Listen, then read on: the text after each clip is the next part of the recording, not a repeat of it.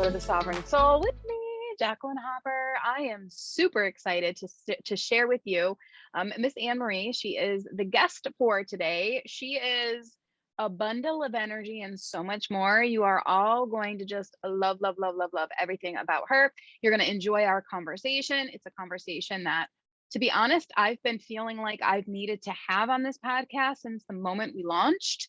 And it's finally happening here. I mean, this is the crux of the sovereign soul.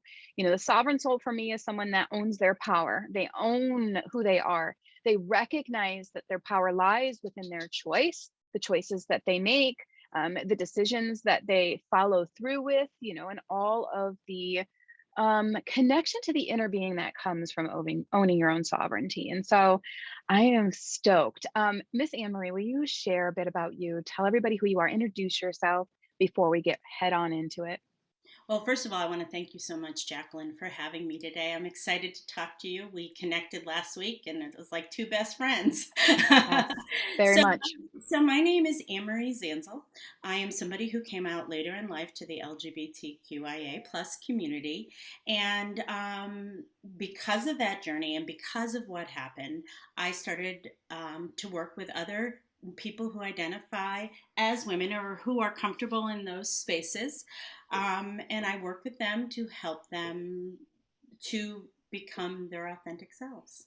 Yes. And it's such an amazing, very needed, let's put it this way. It's such an Mhm. amazing space to work in. It's a very needed space to work in. I think that, your work, while it is, specific in certain areas, just leaks over brilliantly into other spaces as well, of service and spiritual support for Mhm. women, men.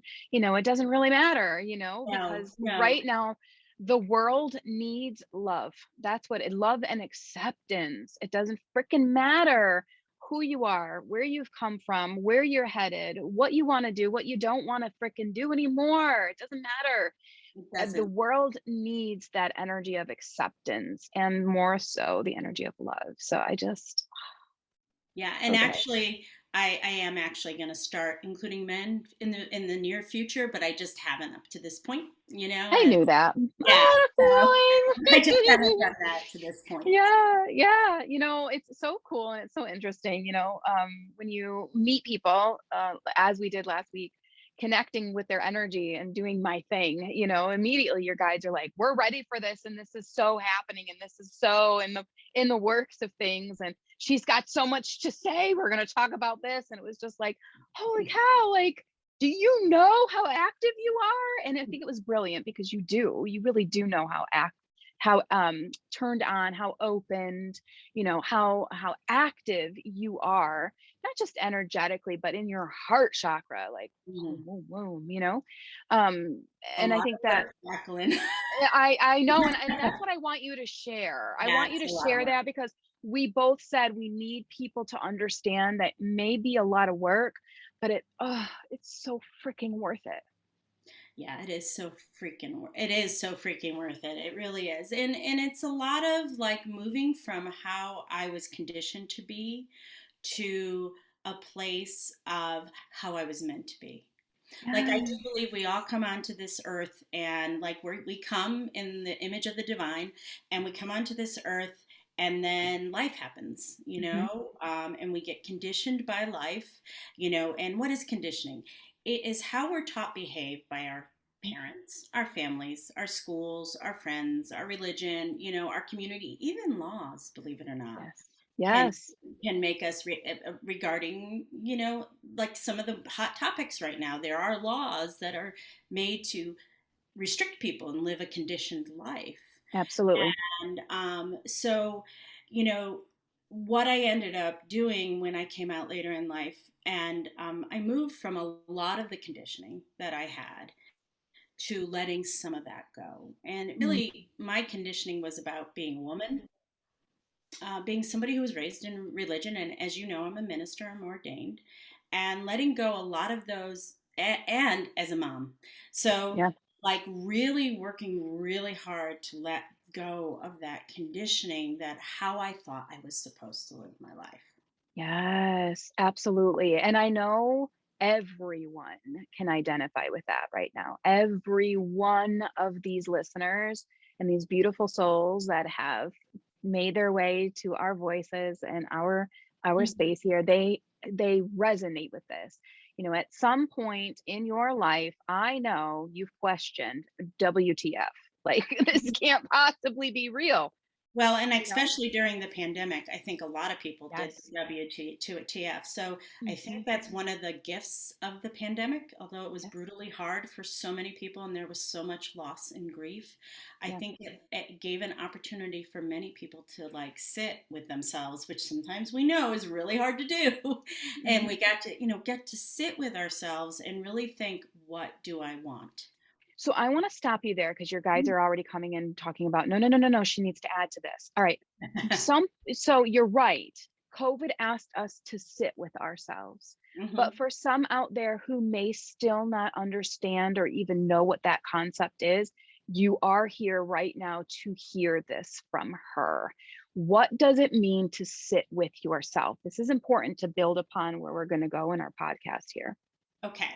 So to sit with ourselves is to first to admit things about ourselves that may be very difficult to admit. So Beautiful. although I came out later in life, this message is meant for everybody. Yep. My thing, my Hmm. thing that I had to admit Hmm. to myself was that I was gay, that I'm a Hmm. lesbian.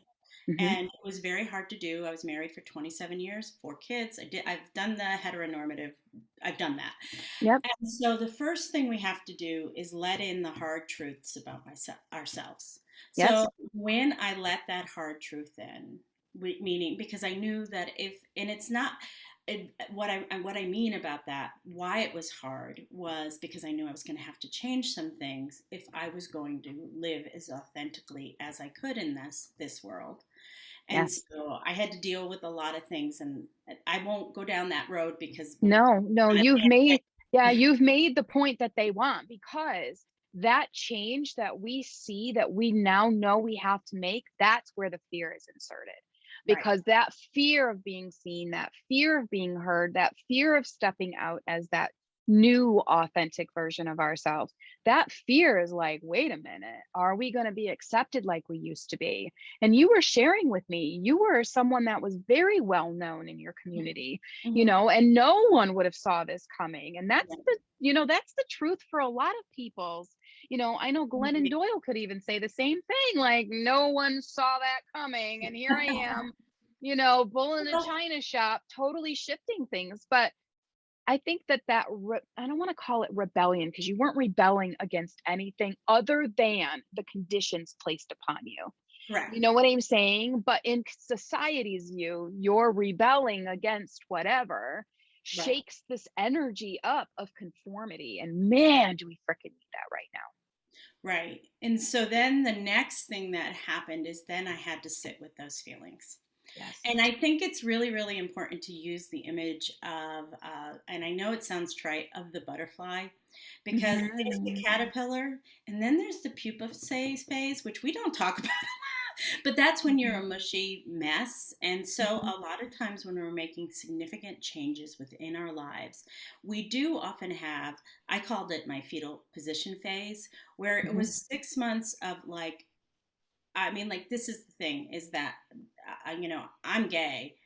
Hmm. And that's not the choice. The choice is what I'm going to do with it. So I just want to be Yes. very, very clear about Yes. that. So Yes. I was choosing, do I want to go and explore this about myself?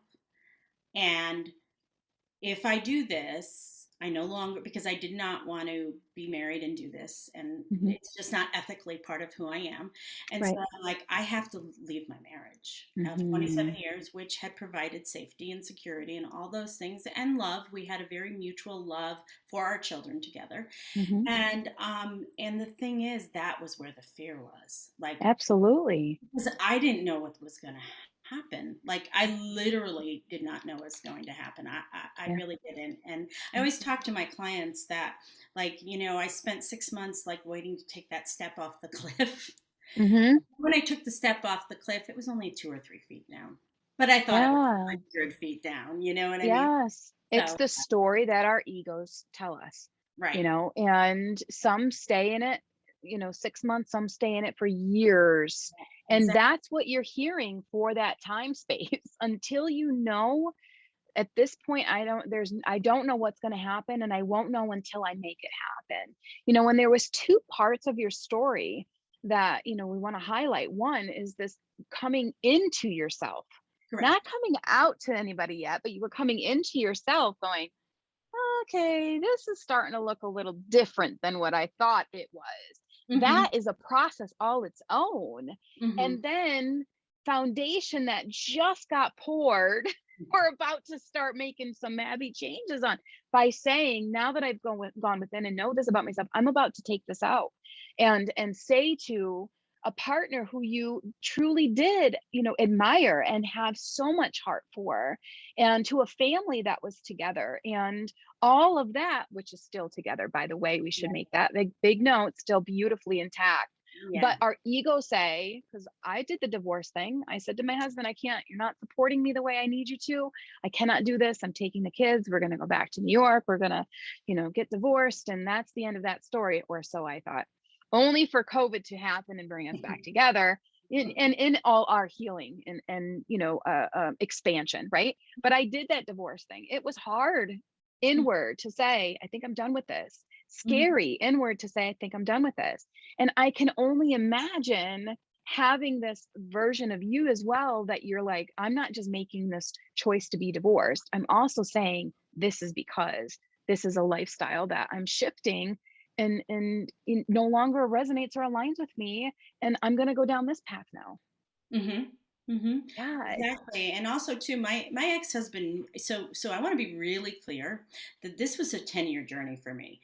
Mm, I tried to come out 3 times before. My ex-husband knew like 6 years before I finally did it in the end. right. So Sure. a lot of times in these journeys of great change and transition, there's often a lot of back and forth.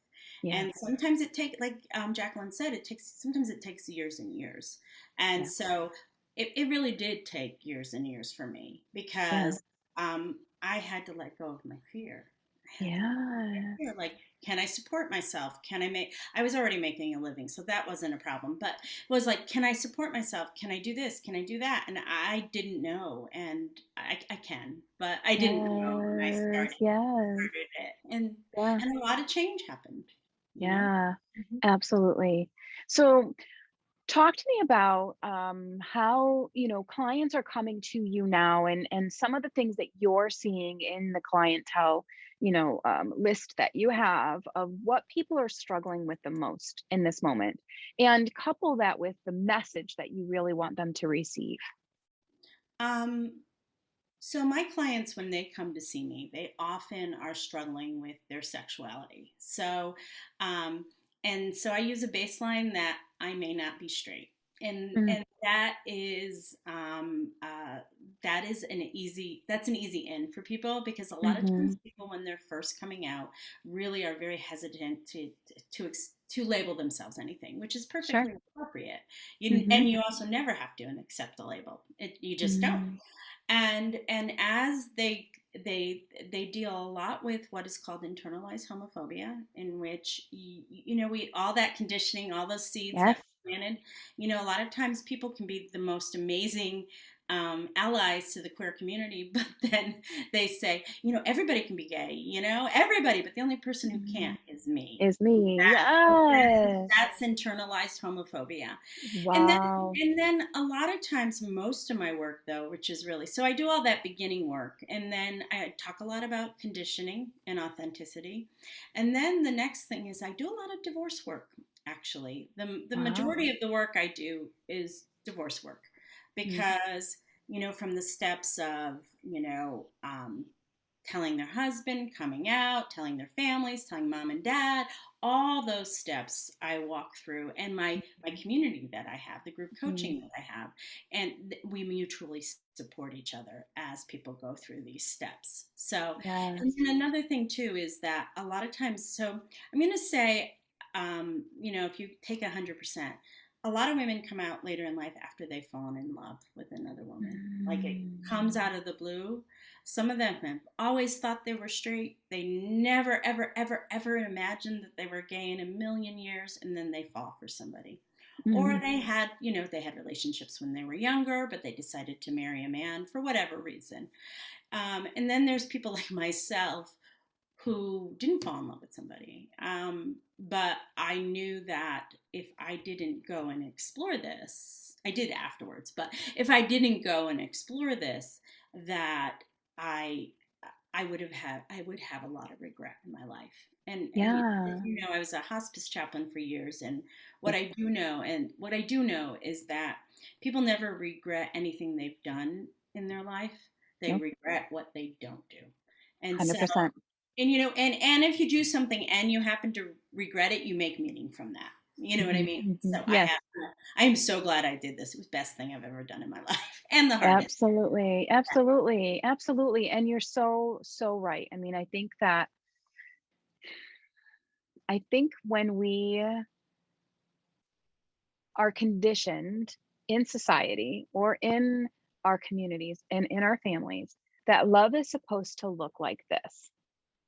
Yes. And we aren't identifying with it for ourselves Hmm. to begin with, right? Or I should say we're not identifying with it when we hear it, but because it's spoken to us by people that are authoritarians. I think that's, breaking the authoritarian cord and saying, wait a minute, no, I'm the authoritarian of my world.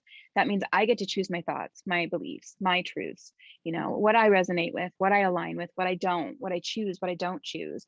We're never really given that as children because we lean into these authoritarians to survive, right? Yeah, And and so we need them when we're young. we definitely do. And so if our experience is that we've never really truly felt that love, then we don't know what to compare it to. And it's no wonder when it comes into our lives, like, a hurricane, we're like, whoa, that's Well, what that yeah. means. And Yeah. this is the thing as as women, um the thing is we're taught, every woman is taught that relationships with men are hard, right? Yes. And Yes. so we all think that, oh, a relationship with, so if we have a hard relationship with a man, we're like, oh, this is how it's supposed to be. To be. Women are objectified. So in my particular case, I couldn't separate the objectification of women from my own attraction. And so I negated my own Mm. attraction because I knew that women are objectified. It's sort of this real Mm. circular thinking. you Sure. know and also too, women are told to, and also too, about sex, women are often told that that sex isn't that great, and Right. and you Yeah. hear your friends talking about it. A lot of women don't enjoy sex, They and don't. so Nothing comes of it. Nothing nothing comes comes. of it. Yeah. If there's nothing coming from it, let's stop and question this. If there should be something coming from this. Do Right. you get my pun? Like, We hello. do. We do. Yes. And Yes. the thing is too is that, like, so a lot of women also avoid sex with their husband, and there's a lot of reasons for that. So the thing is that it's very confusing in this culture to Mhm. be able to start to listen to your own voice. And what you said about love is true, Yes. because, and I've experienced this. So the love I felt for my ex-husband is incredibly different than the love I feel for my wife. Mhm. Mhm. It's just, this is what it's supposed to feel like. So Right. the first time that I was with her, I was like so blown away. And in the later in life community, we joke about the second adolescence, because you're like so horny and you're like, oh my God, this is amazing. But really, I say in reality, we never had a first adolescence, because we were Mm. just listening. And when you would have sex when you were younger, like in your Yep. late teen, like for me, I was in my late teens, early 20s. Like, first of all, one, I was so guilty because I was raised religiously, so I was really super guilty because I thought I had to wait until marriage. So Yep. and it wasn't that great. So when I paired those two, I was aware enough that I thought, Mhm. oh, it's because I feel guilty, that's why it's not that great. Yes. And so Yes. things get Yes. really confusing. And so when we're getting back to your original question, sitting with yourself, and like starting to think through all those things and feeling all the emotions that come up with it is very challenging and powerful. Yeah. I'm just going to assure you that emotions are so powerful, but really, honestly, the emotions only last for 90 seconds, but Mm-hmm. patterns of thinking that our Mm-hmm. emotions get attached to the patterns of thinkings. So Right. this is the way is so then that's why it's good to be curious about your emotions and not just accepted. Like, Absolutely. and I'm like really curious whenever I feel shame or guilt because I'm like, ooh, why am I feeling that? And I have to sort Right. of dig deep. Like, why am I Yeah. feeling this shame and guilt? Mm-hmm. There's no reason I should be, but like, why am I? So, Yeah. yeah, it's really Yeah. interesting. Start to It become really, it observer really of your is. feelings. Yeah. Exactly. And you learn so much. And to that, I want to say, because my teaching comes in here where, you know, there's also this awareness of other people's energies that as empathic people, especially women, we're pulling in the energy of everything around us because that's the force of which we are. We pull energy in and we decipher it, we figure it out, we manipulate it, we in a good way or in a bad way. We multiply it, we nurture it, we love on it, we shift it, we change it, we throw it out. And so it can be very difficult as a woman to identify with this is my shame or it's not my shame, it's my mother's shame or my father's shame or whomever I just may have, came out to and expressed myself to. Like, that's their shame. Do you know what I mean? I remember sitting with my husband and saying, like, we're headed for a divorce, and the information, like the emotional intelligence, the emotional information that came through, I was prepared knowing that, okay, I'm going to have his emotions headed my way, I have my emotions coming up, and how do I separate these two things so that I hold my own ground? And that's the biggest message when you're dealing with any type of shift or change in your world, when you're acknowledging anything from, sexuality to just owning your freaking power. Like, you've got to know where you fit, where it fits inside you, where it sits inside you, where it's radiating from inside you, because then that's how you know this is you energy. If Mhm. you're getting any other hits, let's say from, you know, below the belt, sort of speak, oftentimes that's our indicator we're pulling someone else's energy in and trying to make it our own. And trust me, friend, you don't need to make anybody else's energy your own when you're working with the mass amounts of energy you're trying to go through. Yeah.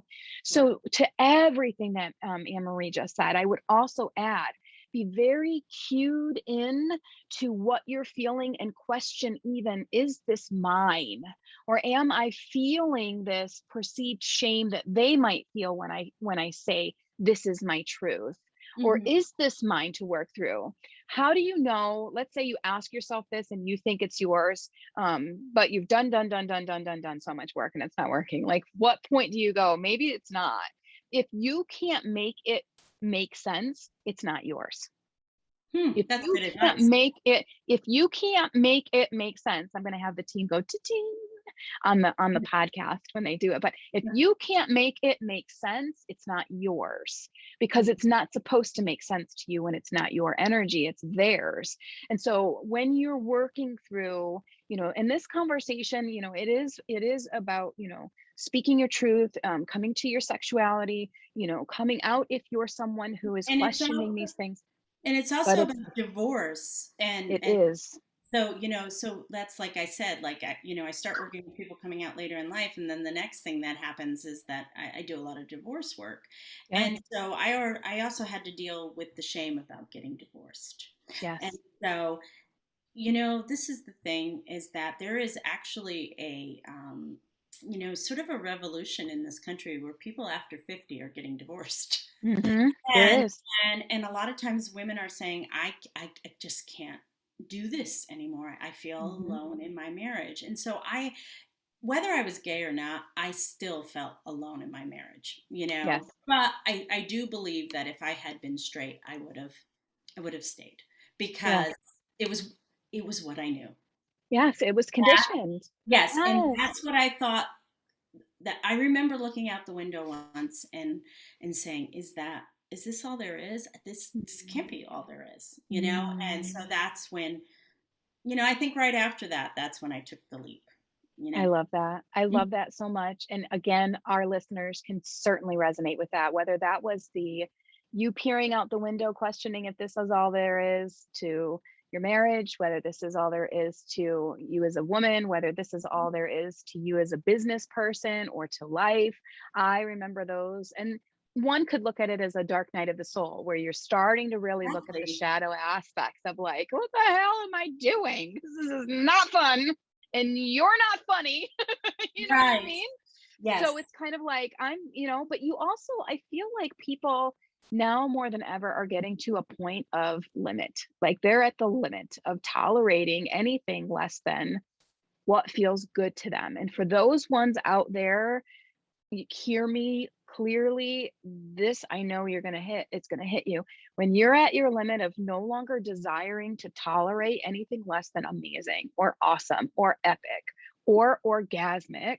Hmm. That, you know what I'm saying, you can't stay where you are. And if this is you in business, if this is you in marriage, if this is you in your self development, if this is you wherever you are, know that that's the universe's way of saying that's because you're restricting something that is meant to be limitless. Correct. Absolutely. And also, too, I find that the universe surrounds you with things where you're supposed to go for.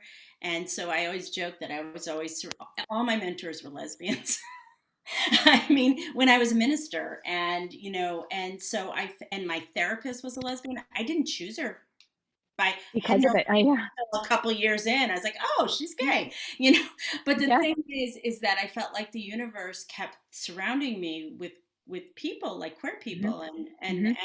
and when I would see them, I would like go and hang out with them because I felt like my soul was longing for something, and Yeah, my it felt soul, like home. yes, and It my felt like soul home. was longing for my people. But Yeah. I want to say something too. This was also a dark night of the soul for me. And I Mhm. love that Mhm. Jacqueline used those words. They come from the Christian tradition. And, it was me like basically losing everything. Mhm. And then pieces came back. And Mhm. it was like if you ever see one of those graphics where the puzzles go like woo and then they come back together, that's what happened to me. And so Mhm. I had a serious dark night of the soul. I didn't believe. I was, first of all, so devastated by all the losses that were going on. And I've written about this quite extensively, but I also couldn't even feel my connection to the divine. And Mm. that lasted a couple years, honest. Not the whole Dark Knight Soul, but the connection to the Connection divine. to the divine. Yeah. Yeah, it took me a while to get back to it. I was Mhm. really pissed off. Yes.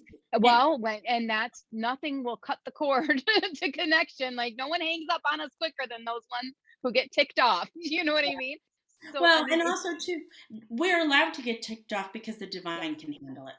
absolutely can, and stays on the line even when you're like, "Stop calling me." You know what I mean? They're like, "Still here. I'm still here. I'll never leave you. You just don't like what I'm trying to show you."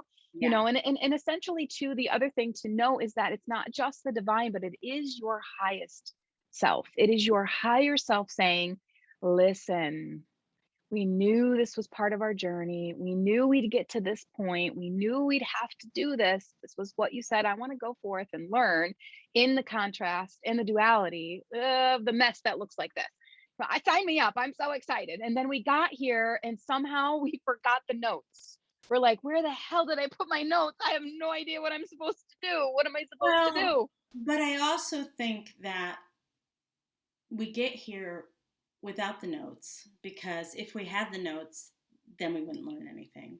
Yeah. The only time you ever learn through, like for me, we only learn with by experience Yep. and by going through things. Like Yep. I would never want to be young again unless I had all the wisdom I have now. Same. Yeah, I don't want to do those. I mean, I feel like at 40 is when, which is very, like, very, and I bet a lot of your listeners are 40-ish. Yes.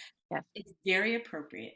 We are, there's a line of human development, Hmm. and there's ages and stages, even when we're in our 40s. And now I'm actually at a new stage now. But the thing is that we're supposed to start questioning everything at about Absolutely. midlife, and we're Yep. supposed to shed some of the things that we were taught to be to become the person who we're supposed to be. And that is 100%. that you're supposed to do this. And Yep. for some of us, you might remain married. You may be like, Mhm. I love this person. I'm going to stay with them the rest of my life. And Mhm. that's not your thing to deal with. We all have stuff to deal with. Mine Yep. was my sexuality. You may have other things to do. You may have to, people may have to heal old wounds, even Yep. pre this life wounds. Karmatic stuff. Yeah, all Yes. that stuff. But Yeah. that is our journey through like Mm. this is our journey through this particular world. Yeah, and it is contrast and duality. That's what you signed up for. And Yeah. even as a psychic, can I see people's futures? Yes. Can I see their wounds? Yes. Can I see their past? Yes. Can I see their past lives? Yes. But I'm not gifted by source.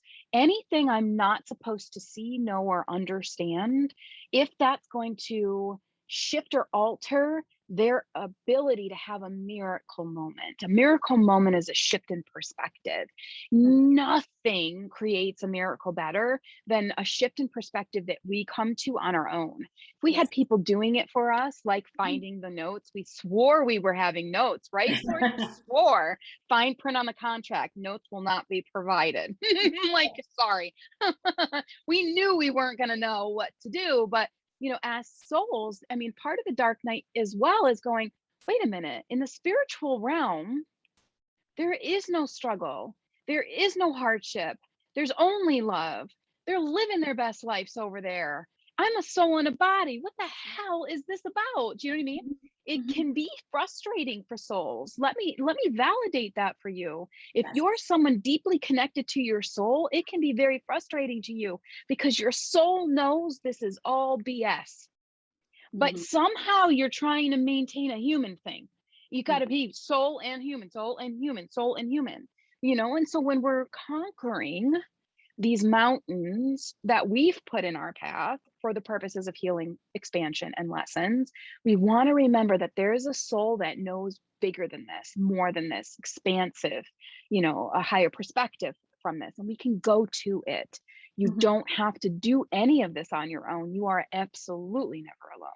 And no matter what your, abilities are, some of it you're going to have to feel out for yourself and be brave enough to go into alone, and there's going to be such greatness that you'll be able to share about your story because of it. Mhm. Mhm. Yeah. As Exactly. witnessing you, I know we've only met for 5 minutes. I know we've been best friends for 5 minutes, but I just want to say, I'm so proud of you. Oh, thank I'm you. so proud of you. I think I called you heroic and you were like, don't do Yeah, I that. I don't was. know. But I do. I really find you to be in the energy of a hero, because it takes beings like you being brave, being deeply connected to themselves, even when they're thinking, oh, there's no connection here. That's not true. Do you know what I mean? Like, it takes a being brave and courageous to go in and admit and go in and shift and change and then make the external changes. Like, there are so many women and men that are going to learn from you in their greatest expansive periods because of what you did and Mhm. because of who you are and what you've come to know for yourself and about yourself. And so, 5 minute best friend, I'm so proud of you. Like, I'm so proud of you. Well, and I was reflecting as you were talking about this. It's the same thing as, I mean, it's a little bit different, but but showing up as a medium in a world that doesn't value that is hard. Like Mm-hmm. showing up and saying, "Hey, listen, I can see people's spiritual guides. I can see people's futures. I can see people's past. People like so like there's people that will accept that, but there's people like, oh, that's just crazy. And I you know what? nothing I Can And I you share this story with you? Can I tell you Mhm. the story? Mhm. So I just held a all women's retreat in San Diego with my best friend. She's the Archangel Channel. Her name's Christina Aroche.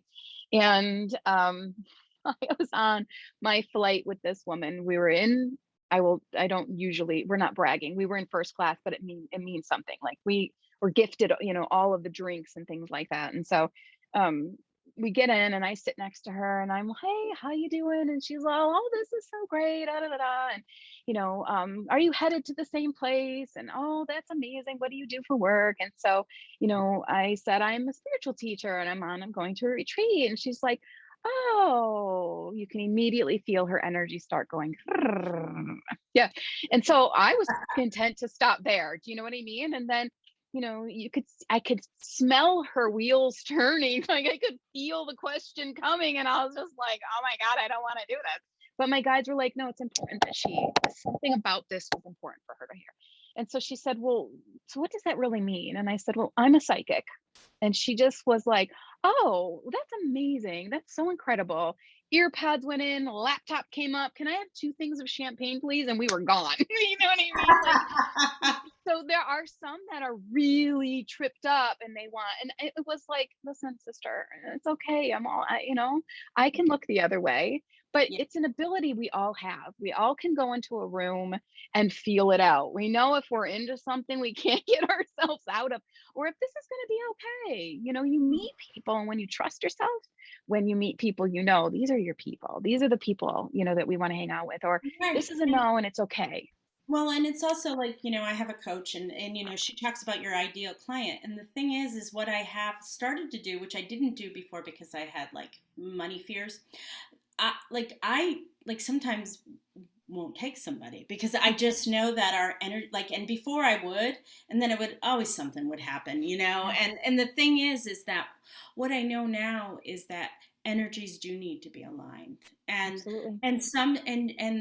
your seatmate just wasn't ready here to hear the message. 20 No, years from now she might be, but at this absolutely. point in her journey, and you can't make anybody hear the message unless they're Well, ready. yes, and here's the thing I know you can relate to as well, and I think is a big message we both want to make sure we're portraying.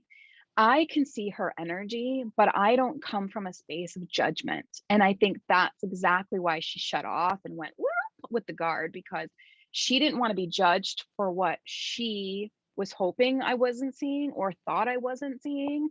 Do you know what I mean? Like it is as simple as looking at a picture, you know exactly what's coming out.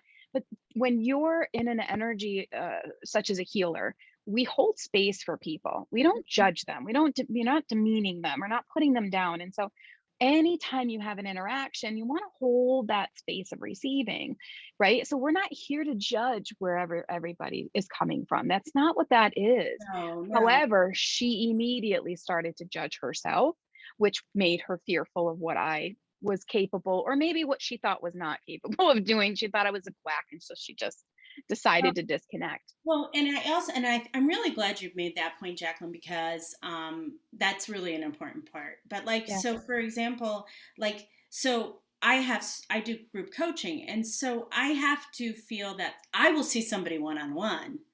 Mhm. That's no problem. But Mhm. I all the time I'll do that. But what I meant by that is that I hesitate to put certain people in a group. And now I listen to myself. Right. When I don't feel somebody's will not be helpful for the group, I say, okay, I'm just not gonna Right. do that. Right. And they can see me and we can talk Yep. and do all those Yeah. things. But I've Sure. learned I first of all I want to protect the integrity of my group Of that and space. people Yes. and the people So who are important. in there because they deserve that. And people won't come up to the space to meet you as the healer if they aren't feeling safe and if they aren't feeling secure. Do you know what I mean? And I think it's so important that people recognize that no matter where you are, when you connect to someone that feels like home, right? Anytime, whether this is a partner, a friendship, a coach, when they feel like that's my person, it's because your energies are mingling and being supportive. Even just hearing this podcast or seeing us on YouTube, like this is going to be very powerful for people to come into contact with you, know that you're who they need to really navigate this next phase of life, or their Mhm, divorce, and things like that. And so mhm. it's so important to just hold that space with such integrity that people can drop the fear, they can drop the shame, and they can just be who they are. Mhm, mhm. Yeah. Yes, definitely. Yeah. It's so good. I'm so so so so grateful for your time today. I'm so thankful that you decided, yeah, I'm going to come on the podcast. That sounds fun. Well, I have it's nice because first of all, I want to thank you because a lot of times people are incredibly interested in the nitty-gritty of my coming out, and I'm glad you didn't ask me too many questions because no. I got to talk about something that that I don't get an opportunity to talk about very much, but this is my foundation and this is who I am and this is what Yes. I believe. And Yes. it's so funny, 5-minute friend. Like, I've always called this journey, this later in life journey, a dark night of the soul. And I've called it also a spiritual awakening. And Yeah. it does, and the thing is, it doesn't happen as a spiritual awakening for everyone. Nope. But some people do have a spiritual awakening Mhm. and the way they view the world. So, like, I talk about this too. Like, the world, I used to look at the world through a very different lens. And Mhm. now that I have experienced the world through living as an out lesbian woman for the last 6, 7 years, is that my lens has shifted in the way I Yeah. see the world. And because of what happened in this journey I went through, I was already a compassionate person, but it ended up like making me more compassionate and Yeah. more empathetic to people. Yeah. And like you said, a lot like I don't, there's no judgment there. It's just, you know, No. yeah. No. And Yeah. When you're I understand that it's your own life. I'm just here to help you out. You do yeah. what you do, you boo. Yeah, you do you, boo. That's right. That's what I thought in my head when she went put the info out, like, you do you, boo. I got this. This is okay. I'm fine. Do you know what I mean? But like there is no judgment of them as the clients, and there's no judgment of ourselves because we know what we do. We know who we are. We know why we're here to serve. We know how we're here to serve. And we just got to keep going about our business. We don't have time. We don't have time to navigate the not aligned client. We don't have Right. time, you know what I mean, to get caught up in all of the, the drama. Do you know what I'm saying? We don't have time for that because we've got such a very powerful impact to make here in the world. So before I let you go, I have this question that I always bombard people with, and they're all like, "Oh my God, this is so good!" But then they're like, "You're gonna be fine, I promise." The sovereign soul. Talk to me about how you've come to connect deeper to your sovereignty. Um, well, first of all, through this experience, through and I've had I've always been a late bloomer. I went to divinity school at 42. So, Mhm. and also I think the next step in my journey, so I was actually recently offered a pastoring job within a church, and I turned it down. And which was really amazing for me because it Mm. was a W-2 paid job. Mm. And I had enough like faith that I'll be okay, you Yeah. know. And I think for me, is that connection to this part of my soul that's been there for a long time. But like my queerness, I was afraid to show it because I had been conditioned and schooled in a religious tradition Mm. where I did a lot of the same work. But right now, I feel confined within that space now. And Yeah. my relationship, I've always really, my relationship with the source or divine can't be contained within a denomination or within a religious tradition. Yeah. And so, and I want to be clear too, you can feel that way and still belong to a religious tradition. That Hell there's yeah. There's Buddhist Christians. Like, yeah, get but down with your bad self. but the thing is that and so when I was able to let go of the need for approval of staying within uh like a particular religious tradition for my authority, Mm. that's when I connected much more with my sovereign soul, my spiritual guides, and um, the ultimate concern, the higher power, the just whatever we call it, the divine, the source, Exactly. God. People say God, Yeah. all Truth. those things. All But those things. and one of the reasons I hesitate to use the G word is just because we all have such different Sure. visual, and so Sure. that's why I always use divine and source, like you Yeah. do. So Absolutely. that's how I can, when I let go. And it's so funny because I worked so hard to become a minister, and I'm still a minister. I'm Yeah. still doing ministry with it. It's just outside the confines of a denomination or a Yeah. religious tradition. And that's beautiful because we need you there, friend. We Oh, thank need you, you honey. there. Thank you. It's so good. I so appreciate everything you are. I know Um, this will not be the last time I get to nope. chat with you. to work with you, to even teach with you in the future. I'm so excited for all of this. And I Oh, cannot wait to hear your feedbacks as you listen to this amazing, amazing podcast episode. Make sure you leave them there wherever you're listening. And make sure you go connect with Miss Anne-Marie. You're going to find all her links in the show notes. You're going to get so connected to her.